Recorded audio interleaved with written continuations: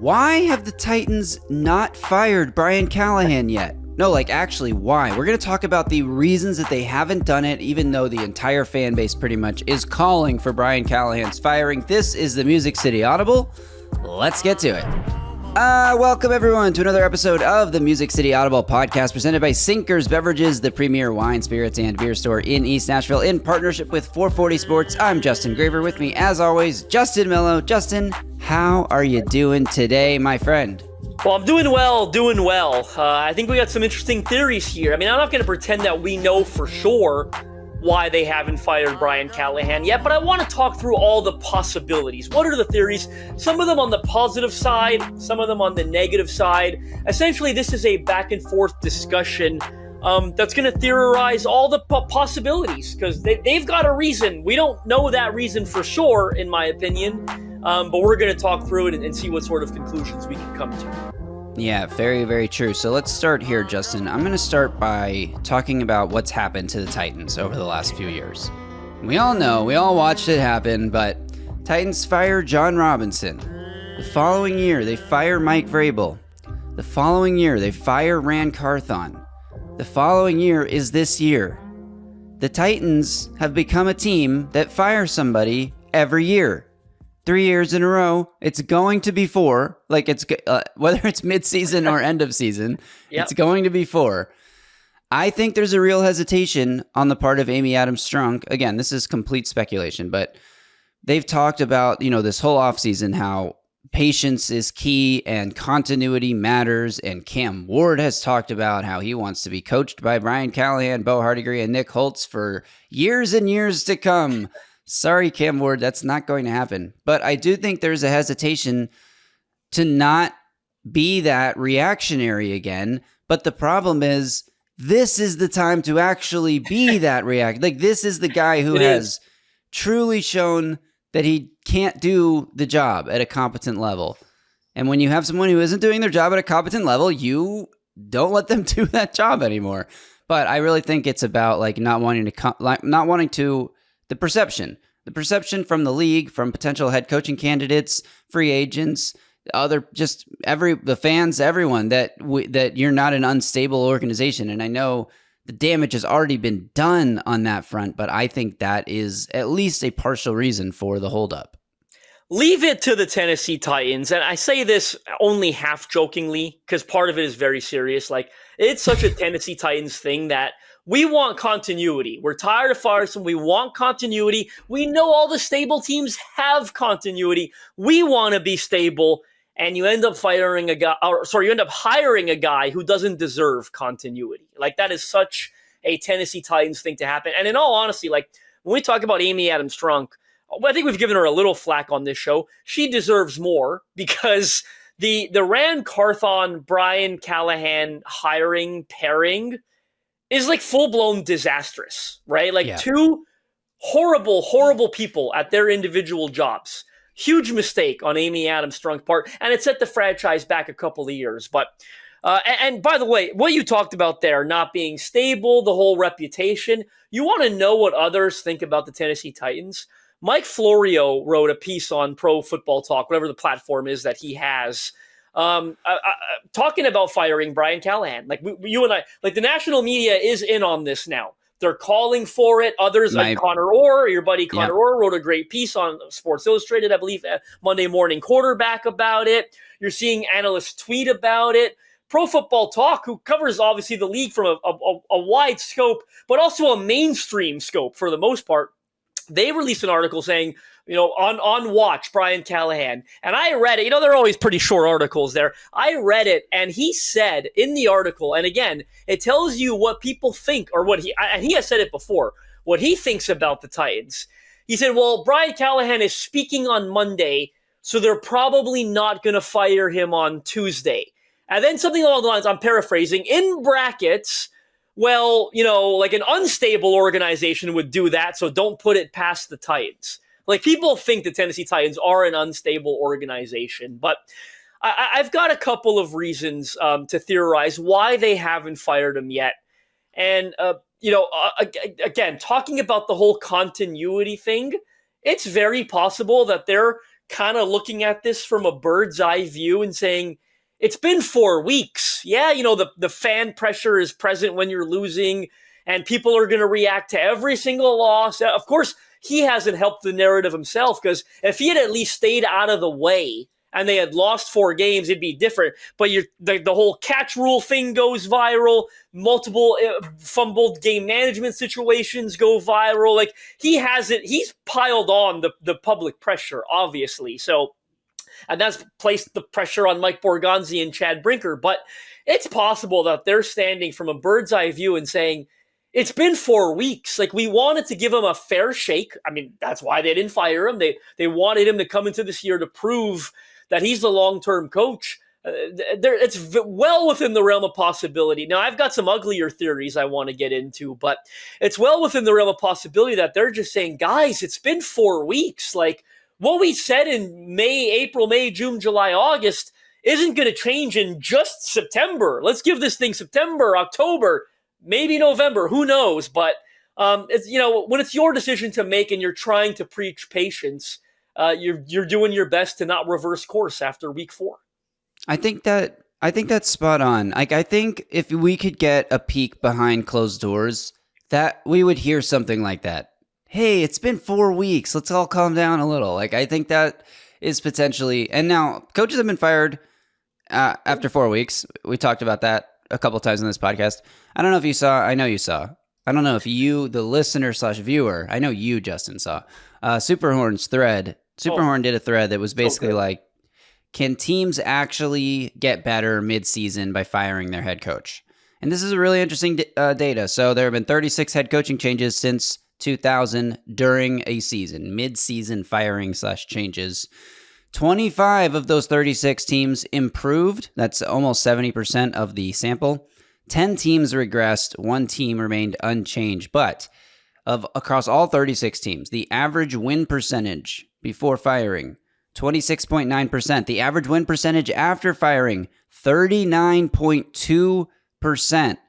And the worse the team was before the coaching change, the better the average improvement. So I understand their plan or their preach of patience is coming to fruition, and they meant it when they said that, and they are probably not wanting to overreact to 4 games, especially for Mike Borgonzi. This isn't 21 games with Mike Borgonzi. It's 4 games with Mike Borgonzi, seeing the process of what's happening, assuming he has some level of say in Callahan's job safety.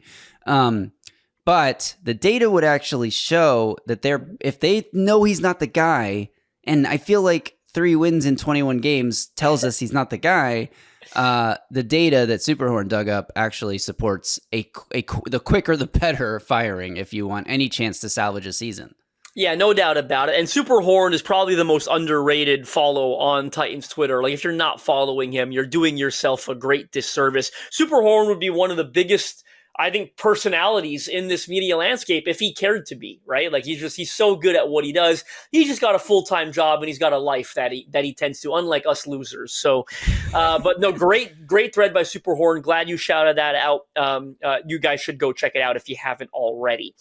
The other positive spin I could put on this, and when I say positive spin, I mean something that shines a positive light on Mike Borgonzi and Chad Brinker, potentially. I do wonder how hesitant they are to say, hey, you want a stable situation for your rookie quarterback. You want continuity for your rookie quarterback. Do we want him to have 3 head coaches in a calendar year?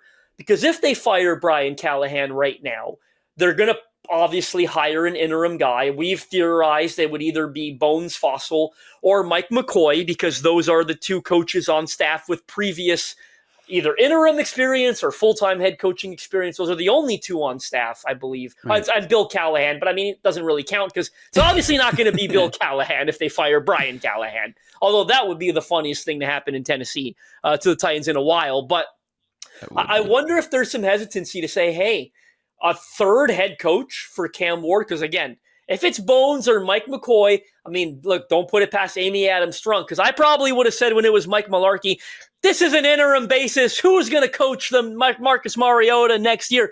No, but whoever's the interim would more than likely not get the full-time job. And then you're on Cam Ward's third head coach. I wonder if that gives them pause, maybe somewhat understandably. Now, what I will say to push back against, I'm not saying I agree with that. I'm saying I could see that being the thought process. Now, to push back against my own thought process, which I probably think, and I think you do as well, what's worse, introducing Cam Ward to a second and third head coach, or letting Cam Ward continue under this current staff for another 2-3 months, which we believe is borderline negligent, right? Based on how they're coaching this offense right now. So, but I'll be honest with you, that's one hell of a question, because I can see both sides to that coin. You don't want a guy to have three. I guess Caleb Williams had 3 head coaches, right? Because they fired Eberflus in the middle of the year. They hired, the interim ended up doing terribly, right? I think it was Thomas Brown. Like, they got worse, I think, when they put Thomas Brown in that role. But, hey, he's looking, pretty decent under Ben Johnson right now, his third head coach. So, but I do think that's one hell of a question that doesn't have a straightforward answer. So, Justin, I'm actually working on a little project, a little research project that I'm going to put together here for when it eventually happens. But just looking at the success rate of quarterbacks whose head coaches, first-round quarterbacks only, of whose head coaches were fired during or immediately following their rookie season, what is their success? How does it affect their NFL career success to have their head coach fired? And I'm looking at things like, did they get a second contract with the team that drafted them? How many Pro Bowls did they make for the team that drafted them? It's all specific to the team that drafted them. How many playoff appearances, wins, conference championship appearances did they have for the team that drafted them, and total games started? And how, like, what are your chances essentially as a quarterback to get a second contract just as a first-round quarterback overall? And then how do those change if your head coach is fired during or immediately following your rookie season? So I'm doing the research on that front. I will have a video on that when I have the data, but I definitely think there's some consideration for that fact. Personally, I feel that keeping him with a coach who is creating bad habits is worse than giving him, because almost every quarterback whose head coach is fired midseason eventually has 3 coaches. Now, there's the rare instances where Malarkey takes over and then gets the actual job. But I don't think that should stop them from firing a bad coach. Now, maybe, I'm not saying you're wrong or that they're not doing this. This could be a total consideration, but if it is, I disagree with the philosophy. Yeah, and I totally get it, right? Which one is worse? But like I said, you preach continuity, you want stability. The quite literal opposite of continuity and stability is to give a rookie quarterback 3 head coaches in a calendar year. You can't give him more, right? You have reached the maximum level of being unstable. The opposite of continuity is 3 head coaches in a calendar year. Now, I've got one more theory on potentially why they haven't fired Brian Callahan yet. And the first 2 theories were very friendly, I think, and positive to Chad Brinker and Mike Borgonzi. This one's not going to be friendly to them. And I think it's well within the possibility that this could actually be the case. Again, I wanted to present you, the viewer, all the possibilities, and maybe you can make your own decision of which one you think it is. I wonder where you're going with this, because I have one more theory as well, but I want to hear what you're cooking up. Let's get it. Graver and I literally did not talk about this off air, so he does not know what I'm about to say. No, I woke up about 5 minutes before we started recording because I was up till 4 a.m. working on Heed the Call. Continue. He's not kidding. I was like, where are you? The final theory I have that's a negative towards them, they're cowards. They're being cowards, okay? Because listen, a couple of things. Number one, if you fire a head coach after 4 weeks, you are essentially admitting we screwed up. We should have fired him before the year. Remember, there are a lot of people on Titans Twitter and the fan base that wanted him fired before the year. Some people said he was 3-14. That warrants being one and done. You have a new GM. You have the number 1 overall pick at quarterback. Why don't you align the new GM and your new quarterback with their own head coach? A lot of people, and with Amy Adams Strunk, it's always been half measures. She fired John Robinson but kept Vrabel. Then she fired Vrabel and tried to align Carthon with Callahan, I guess. But Carthon had a year with Vrabel, so you weren't quite sure, right? Like, it's always one and not the other. They should have, and there was a report that came out that they considered firing him before the year. Yes, it was downplayed later. I think A to Z Sports said, of course they considered it. They had the number one pick, but it was never a serious conversation. So I think it's within the realm of possibility that firing him after 4 weeks, you've got egg on your face. You're saying, darn it, we should have fired him before the year, but we didn't, and it was a huge mistake. So, and there's a second part to this cowardly theory. If they were to fire him now or this early, they've got to face the media, right? Like, they've got to get up there and talk.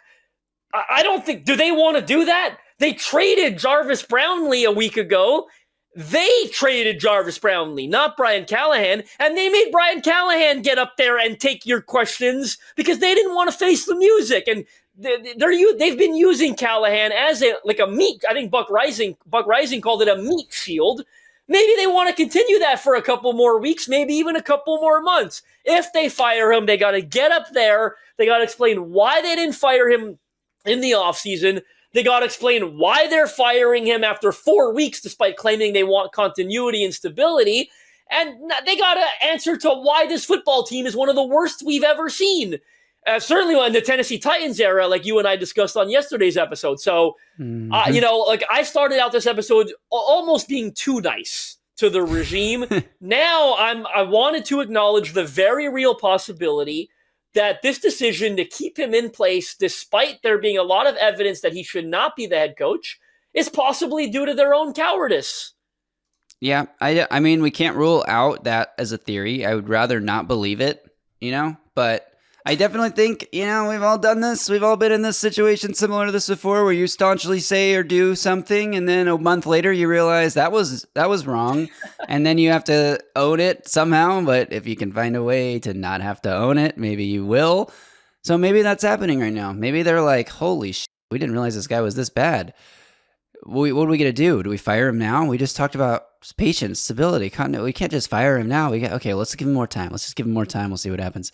I can totally see that. And they can't fire him without getting up there. You can't, right? Right. Agreed. And what was the last time we saw Chad Brinker or Mike Borgonzi, right? It's been a minute. So, and they're enjoying hiding right now because the team is 0-4 and the worst in the National Football League. So, look, it's a theory that sucks, but it's very well within the realm of possibility that they just don't want to face you right now.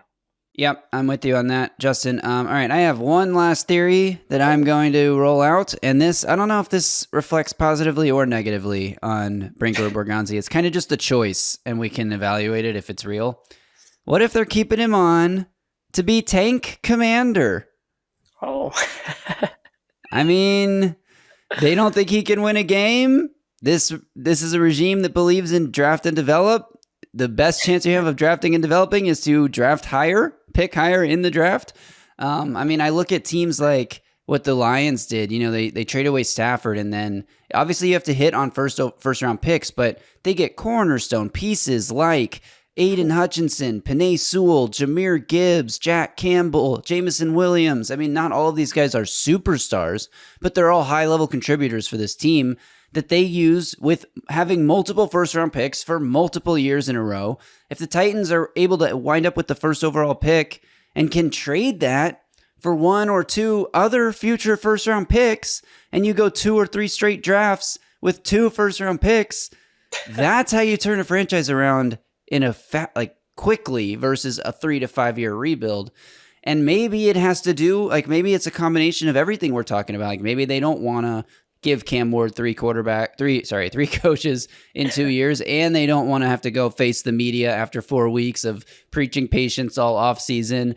And they believe if they keep Callahan in place, the team will continue to lose, and without having to try to lose, which you never want to do because you lose a locker room that way. You just lose because your coach is incompetent, and then you end up with the first or a top 3 maybe draft pick for the second straight year. It's too early to have the NFL draft conversation, but I'm gonna do it just for a minute here because first of all, everyone who said this crop of quarterbacks was going to be so good, the Titans should wait, they shouldn't draft Cam Ward. Thank God they did, right? Not only we're confident in the way Cam Ward has played. Yes, he's got to be better, but feel pretty good about the way Cam Ward has played through 4 weeks. And I feel real good about how him being a much better prospect last year at Miami than Lenoris Sellers at South Carolina, Garrett Nussmeier struggling a little bit at LSU, Clay Klubnik, I think, has gone from like maybe not even draftable, in my opinion, the way he's playing. So it's like, if the Titans do get the number one pick, it'd be interesting because, quarterbacks tend to rise to the top. You hope there'd be an opportunity to trade the pick away to a QB-needy team. But I'm not convinced that there will be. They might just have to stick there and pick. And, I mean, hey, the way Ruben Bain is playing at Miami, that might be worthy. I don't think they'd take an offensive tackle, but pretty good tackle class. I think this year, the kid at Miami and also the one at Utah, like, be interesting to see what they'd end up doing if it's a top 3 pick. If it's 2 or 3, I think you're probably sticking and picking. If it's 1, you're probably trying like hell to trade it, but no guarantee that there's going to be an interested party in a quarterback out there. But yeah, I think that pretty much, yeah, so go ahead. Yeah, no, that does do it. Sorry, I was just going to say, like, drafting Ruben Bain, if Ruben Bain is what you hope he is, that is the type of cornerstone piece that it takes to create a turnaround. Like, the Titans like what Abdul Carter is doing for the Giants right now. The Titans have never had, I mean, that's funny because the Titans could have just had Abdul Carter and waited on quarterback, which I'm glad they didn't because I love Cam Ward, and I think he's going to be fine. And yeah, he didn't have his best game, and we're going to talk about that tomorrow. But anyway, yeah, Ruben Bain is like, the Titans have literally never had a guy, well, yes, they have, Javon Curse, the freak. But since Javon Curse, they've been searching through the wilderness for like a true premier edge rusher. And Brian Arakpo was great. Derek Morgan, great players. I mean, not. I don't know. Are they great players? They were really good players. They're good. They're very good players for sure. The Titans haven't had Jason Babin for 1 year. Yeah, but in order to truly be a contender at any level, like, the Titans will eventually have to find like a premier edge rusher, and the best way to do that is at the very, very top of the draft. So it's not by drafting a project in the second round.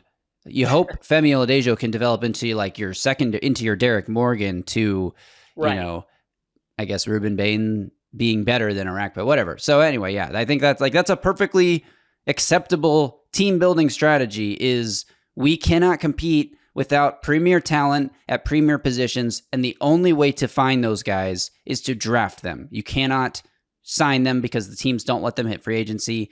Occasionally you can pull a Micah Parsons and trade for him, but you're giving up more in that trade than you are by just selecting a guy with your top pick. So there you go. That will do it. Yes. That does it for today's episode. I wanted to sign us off because I wanted to summarize real quick. We gave you guys 4 theories on why they haven't fired Brian Callahan yet. Number 1 is it's too early. We're not pulling the plug after 4 weeks after preaching continuity. The second one is the Cam Ward conversation. We do more harm than good by introducing him to 3 head coaches in 1 calendar year. The third theory was they're being cowardly and they don't want to face the media and have to, talk about why they're so bad and why they fired him so quickly when they could have fired him in the offseason and started anew. Those were my theories. Graver comes in with the 4th theory there that they're tanking. They might as well lose and get an early draft pick, and Brian Callahan's helping them do that right now. We want to hear from you in the comments. Of those 4 theories, which one do you think is the likeliest reason why they haven't fired Brian Callahan yet? I'm pretty sure it's one of those 4 reasons. But if you have a fifth, if you have another reason that we didn't think of, please let us know in the comments. We will respond. We will engage with you. Subscribe to the channel if you haven't yet. You guys have been doing a great job. We're over, I think, 5,150 subscribers. We don't really have a new goal yet, but we'd love to get to 5,200 because you got to get to 52 before you could get to 53. So subscribe to the channel if you haven't yet. Let us know, again, in the comments, which theory you're going with. Shout out to Sinkers Beverages, Premier Wine, Beer and Graver does this. The premier wine, beer, and spirit store in East Nashville, serving the community for like 350 years, whatever it's been. Graver knows it better than I do. Please let us know in the comments. Until tomorrow, we'll be back. I think we're talking trade deadline, fire sale targets on Wednesday. We'll assign a grade to Cam Ward because we're doing that every single week. That'll be tomorrow's episode. Until then, y'all stay safe out there and tighten down.